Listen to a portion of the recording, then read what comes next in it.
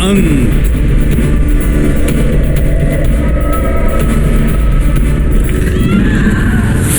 शतावट का चरम, रण क्षेत्र में योद्धाओं, यीशु मसीहा आ रहा है। क्या आप तैयार हैं?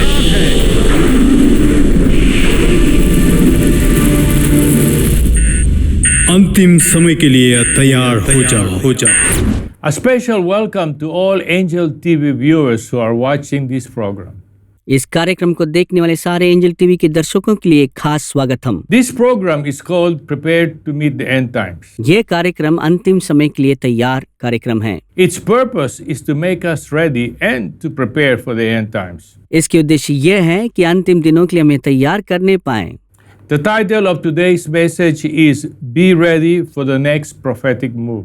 आज के संदेश की शीर्षक ये है कि परमेश्वर की भविष्यवाणी छलन के लिए हम तैयार रहें। Readiness will keep us from being useless or unfruitful in the knowledge of the Lord Jesus Christ. तैयार रहना परमेश्वर के बुद्धि में हमें अपने आप को नालायक होने से और नाफल लाने में से हमें बचा के रखता है। Let us turn to the book of Ecclesiastes chapter 9 and we will read verse 11 to 12.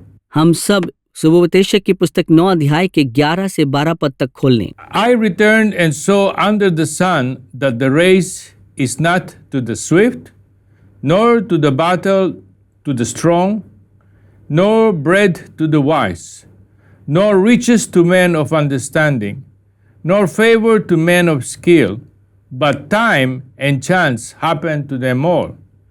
For man also does not know his time, like fish taken in a cruel net, like birds caught in a snare. So the Son of Man are snared in an evil time, when it falls suddenly upon them. फिर मैंने धरती पर देखा कि ना तो दौड़ में वेग दौड़ने वाले और ना युद्ध में शूरवीर जीतते, ना बुद्धिमान लोग रोटी पाते, ना समझ वाले धन और ना प्रवीणों पर अनुग्रह होता है। वे सब समय और संयोग के वश में हैं, क्योंकि मनुष्य अपना समय नहीं जानता। जैसे मछलियां दुखदाई जल में बचती और चिड़ियां फंदे में फंसती हैं, वैसे ही मनुष्य दुखदाई समय में जो उन पर अचानक आ पड़ता है फंस जाते हैं। Men are snared in an evil time. बुरे समय के लिए मनुष्य लोग जाल में फंसे हुए हैं। Why are men drawn to evil? क्यों पुरुष लोग पाप की ओर, दुष्ट की ओर खींचे जाते हैं? Is it because we don't think through the consequences of our actions and just use our emotions? ये इसलिए है कि हम अपने क्रियाओं के जो आने वाली असर को ध्यान ना देते हुए हम सिर्फ अपने भावनाओं के ऊपर ध्यान देते हो? Or is it because we are so detached from God and we don't have discernment between right from wrong? या इसलिए है कि हम परमेश्वर से इतना अलग हैं कि अच्छे और बुरे का परख हमारे अंदर ना हो? Both are correct, but I tend to lean more on our detachment from God as the main reason. ये दोनों ही सही है, मगर मैं जो हूँ उन चीज पर ध्यान देना चाहता हूँ कि हम परमेश्वर के साथ के रिश्ते में नहीं हैं, अलग हो गए हैं। Let's turn to the book of Jeremiah chapter 3 and read verse 10. आइए जो यिर्मयाह की पुस्तक 3 अध्याय उसके 10वें पद को पढ़ के देखें। Yet, in spite of all this, her treacherous sister Judah did not return to me with all her heart, only in pretense. इतने पर भी उसकी विश्वासघाती बहन यहूदा पूर्ण मन से मेरी ओर नहीं फिरी, परंतु कपट से। यहोवा की यही वाणी है। This is the Lord's declaration. Return to me with all of your heart. यही परमेश्वर की घोषणा है कि हम सब अपने पापों से मन फिरें और परमेश्वर के पास आए। Israel had a temple in Jerusalem where they faithfully worshiped God. इस्राएलियों के लिए यरूशलेम में परमेश्वर के मंदिर है जहां पर वो विश्वास योग्यता के साथ परमेश्वर की आराधना किए हैं। From all outward appearance, they were godly people, yet God said that they had not turned to Him with all of their heart. बाहर रूप में वो देखने के लिए परमेश्वर के लोग लगते हैं, मगर परमेश्वर कहते हैं कि उनके हृदय परमेश्वर की ओर नहीं हैं। As part of our readiness, God is asking you to turn to Him with all of your heart. तैयारी के एक भाग में परमेश्वर चाहता है कि हम सब संपूर्ण हृदय से परमेश्वर की ओर फिर जाएं। Our destiny is connected to our destination. हमारे लक्ष्य परमेश्वर के उस गंतव्य के साथ जुड़ा हुआ है। Our destiny is not a wooden box buried 6 feet deep in the earth. हमारे गंतव्य ये नहीं कि वो लकड़ी के डिब्बा जो 6 फुट गहराई में जमीन में गाड़ा गया है। Our destination is to enter the kingdom of God. हमारे गंतव्य परमेश्वर के राज्य के अंदर प्रवेश करना है। A great part of our call depends upon our obedience to the Lord. हमारे बुलाहट के महत्वपूर्ण भाग हमारी आज्ञाकारिता में निर्भर है जो परमेश्वर के प्रति है। Are you willing to obey and turn to the Lord with all of your heart? क्या आप इच्छुक हैं कि संपूर्ण हृदय से परमेश्वर की ओर मन फिरें? Let us turn to the book of 2 Peter chapter 1 and read verse 3 to 10. आम जो दूसरा पत्रस पहला अध्याय 3 से लेके 10 पद तक पढ़ के देखें। His divine power has given us everything required for life and godliness through the knowledge of Him who called us by His own glory and goodness. By this He has given us very great and precious promises, so that through them you may share in the divine nature, escaping the corruption that is in the world because of evil desires. For this very reason, make every effort to supplement your faith with goodness, goodness with knowledge, knowledge with self-control, self-control with endurance, endurance with godliness, godliness with brotherly affection, and brotherly affection with love.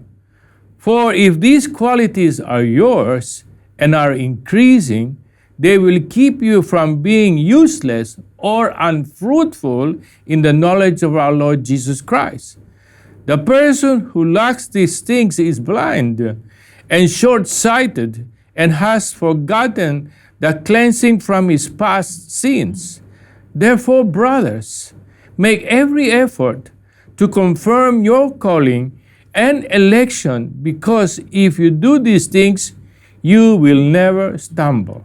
क्योंकि उसके ईश्वरीय सामर्थ्य ने सब कुछ जो जीवन और भक्ति से संबंध रखता है हमें उसी की पहचान के द्वारा दिया है, जिसने हमें अपनी ही महिमा और शुद्ध गुण के अनुसार बुलाया है, जिनके द्वारा उसने हमें बहुमूल्य और बहुत ही बड़ी प्रतिज्ञा दी है, ताकि इनके द्वारा तुम उस सड़ाहट से छूटकर जो संसार में बुरी अभिलाषाओं से होती हैं, ईश्वरीय स्वभाव के संभागी हो जाओ, और इसी कारण तुम सब प्रकार का यत्न करके अपने विश्वास पर सद्गुण और सद्गुण पर समझ और समझ पर संयम और संयम पर धीरज और धीरज पर भक्ति और भक्ति पर भाईचारा की प्रीति और भाईचारा की प्रीति पर प्रेम बढ़ाते जाओ, क्योंकि यदि ये बातें तुम में वर्तमान रहें और बढ़ती जाएं, तो तुम्हें हमारे प्रभु यीशु मसीह के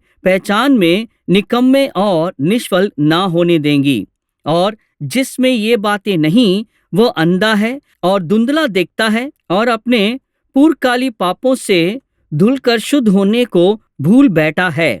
इस कारण हे भाइयों, अपने बुलाए जाने और चुन लिए जाने को शुद्ध करने का भली भांति यत्न करते जाओ, क्योंकि यदि ऐसा करोगे तो कभी भी ठोकर ना खाओगे। Verses 5 to 7 is part of our readiness. 5 से लेकर 7 पद हमारे तैयारी का एक भाग है। It is faith with goodness. और ये विश्वास के साथ भलाई है। It is faith with knowledge. और वो बुद्धि के साथ वाली विश्वास है। It is faith with self-control. और ऐसे भी कह सकते हैं संयम के साथ एक विश्वास। It is faith with brotherly affection. और ऐसे भी कह सकते हैं भाईचारे के प्रेम के साथ वाले विश्वास। It is faith with love. और एक ऐसा विश्वास जो वे प्रेम के साथ है। When we move in this circle of faith, जब हम इस विश्वास के चक्कर में चलने लग जाते हैं, we are able to be made ready for God's purpose. हम परमेश्वर के उद्देश्य के लिए तैयार होने लग जाते हैं। Let's turn to 2 Peter chapter 1 and read verse 11. आइए हम दूसरे पत्रस पहला अध्याय 11 पद को पढ़ के देखें। For in this way, entry into the eternal kingdom of our Lord and Savior Jesus Christ will be richly supplied to you. वरन इस रीति से तुम हमारे प्रभु और उद्धारकर्ता यीशु मसीह के अनंत राज्य में बड़े आदर के साथ प्रवेश करने पाओगे। God has given us the power to overcome all things. परमेश्वर ने हमें सामर्थ दिए हैं कि सब बातों में हम जयवंत होने पाएं। When we stand in Satan's camp or Satan's dominion, nothing is fulfilled. जब हम शैतान के शिविर में या उसकी सीमा में बने रहते हैं तो हमारे जीवन में कुछ भी चीज हासिल नहीं होता है। When we stand in God's camp or God's dominion, all things are possible. जब हम परमेश्वर के शिविर में या परमेश्वर के राज्य में बने रहते हैं तो हमारे लिए सब बातें संभव होने लगता है। God wants to take us all into His plan of completion. So get ready. परमेश्वर चाहते हैं अपनी योजना के समाप्ति तक आप सबको ले जाना चाहता है, तो इसलिए हम तैयार रहें। We must allow restoration to take place in our life. हमारे जीवन में चीजें वापसी लौटा आने की उस अनुभव के लिए समर्पण करना है। Restoration brings perfect thoughts in our mind. चीजों वापस आ जाना हमारे जीवन में परमेश्वर की सही दिमाग, सही विचार हमारे जीवन में ले आता है। There is a curtain that is between the spirit realm and the flesh. शारीरिक और आत्मिक श्रेणी के बीच में एक पर्दा है। What is blocking us from entering into that spirit realm? उस आत्मिक श्रेणी में प्रवेश करने के लिए हमारे रुकावटें क्या है? It is our unsanctified mind, or another way of saying it, unsanctified imagination. वो इसलिए है कि हमारे मन की शुद्धि ना होना या हमारे कल्पना की शुद्धि ना होना। It is our unsanctified mind, or another way of saying it, unsanctified imagination. वो हमारी अशुद्ध विचारें हैं या दूसरे शब्दों में कहा जाए हमारे अशुद्ध सोच है। Let us turn to the book of Colossians chapter 3 and read verse 1 to 3. आइए हम जो कुलुसियों की पत्री 3 अध्याय 1 से लेकर 3 पद तक खोलें। If then you were raised with Christ, seek those things which are above, where Christ is, sitting at the right hand of God, and set your mind, affections, on things above, and not on things on the earth. For you died, and your life is hidden with Christ in God. सो जब तुम मसीह के साथ जिलाए गए तो स्वर्गीय वस्तुओं की खोज में रहो, जहां मसीह वर्तमान है और परमेश्वर के दाहिनी ओर बैठा है। पृथ्वी पर की नहीं परंतु स्वर्गीय वस्तुओं पर ध्यान लगाओ, क्योंकि तुम तो मर गए और तुम्हारा जीवन मसीह के साथ परमेश्वर में छिपा हुआ है। God is asking you today to set your mind on things above. और आज परमेश्वर आपसे कहते हैं कि हमारे मनों को जो ऊपर से आने वाली बातों पर लगाएं। Set your imagination on things above and not on evil things. हमारे विचारों को जो परमेश्वर की ओर से आता है उस पे लगाएं, ना कि संसार की बुराइयों के पर। Let us turn to the book of Ephesians chapter 1 and read verse 17 to 18. आइए जो इफिसियों की पत्री पहला अध्याय 17 से लेकर 18 पद तक पढ़ें। This is the Aramaic version.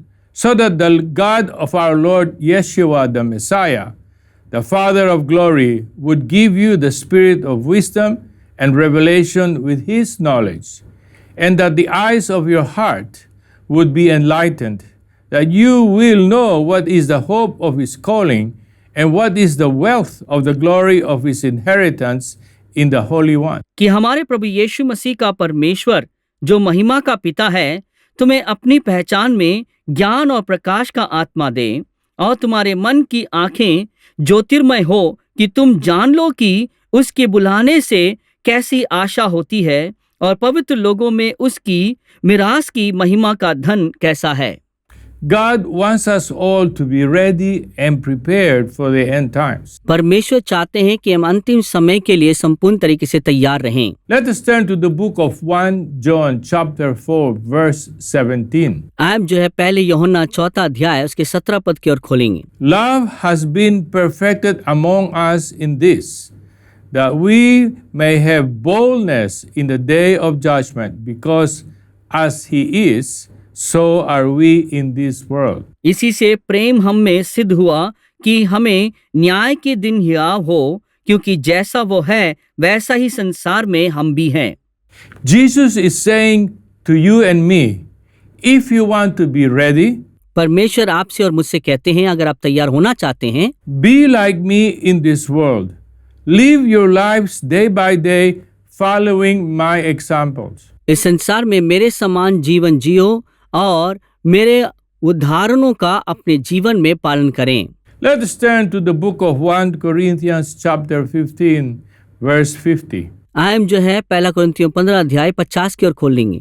I tell you this, brothers, flesh and blood cannot inherit the kingdom of God, nor does the perishable inherit imperishable. हे भाइयों, मैं यह कहता हूँ कि मांस और लहू परमेश्वर के राज्य में अधिकारी नहीं हो सकते और ना विनाश अविनाशी का अधिकारी हो सकता है।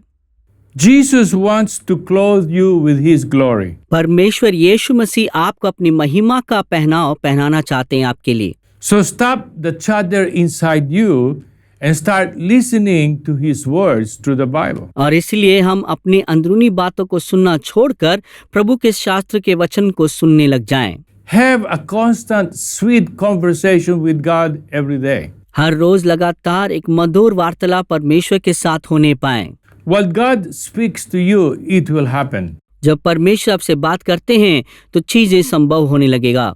Let's turn to 1 Corinthians chapter 15 and read verses 53 to 54. आइए पहला कुरिन्थियों 15 अध्याय उसके 53 से लेकर 54वें पद तक पढ़ें। For this corruptible must put on incorruption, and this mortal must put on immortality. So when this corruptible has put on incorruption, and this mortal has put on immortality, then shall be brought to pass the saying that is written, death is swallowed up in victory.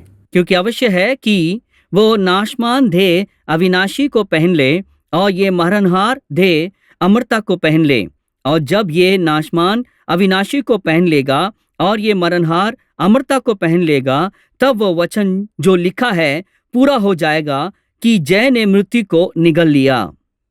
My dear brothers and sisters, the closer we draw to God, the closer he draws to us. मेरे प्रिय भाई बहनों, जितना निकट हम परमेश्वर के साथ जाएंगे उतना ही निकट प्रभु यीशु मसीह हमारे करीब आते हैं। He has provided you with things beyond your imagination. परमेश्वर हमारे कल्पना से भी बढ़कर चीजों की प्रबंध किया है। God wants to release his gifts unto you, but you must be ready. परमेश्वर अपने वरदानों को आपके लिए स्वतंत्र करना चाहते हैं, मगर उसके लिए हमें अपने आप को तैयार रहना जरूरी है। My dear brothers and sisters, we have come to the end of this message. मेरे प्रिय भाई बहनों, इस संदेश के अंत में आप पहुंचे हैं। I just want to say a short prayer before I leave. एक छोटी सी प्रार्थना मैं जाने से पहले आपके लिए करना चाहता हूँ। Father, in Jesus' name, I bring before you all those who have been watching this program. पिता, हर एक जो व्यक्ति इस कार्यक्रम को देख रहे हैं उन सब के लिए मैं आपका धन्यवाद देता हूँ। Increase the desires in their heart to be made ready, Lord. उनके दिल की चाहतों को बढ़ा दीजिए ताकि वे तैयार हो जाएं आपके आगमन के लिए। Increase the desires in their heart, Lord, to begin doing what you have asked them to do. परमेश्वर उनके अंदर उस चाहतों को बढ़ा दीजिए जो वो आप जो कार्य करना चाहते हैं उस कार्य को करने पाएं। I pray that you will give them the grace to be able to do this. मैं प्रार्थना करता हूं कि आप उन्हें अनुग्रह दें कि वो कार्य जो करना है उसे करने के लिए। In Jesus' name I pray. Amen. यीशु के नाम में मैं प्रार्थना मांगता हूं, आमीन।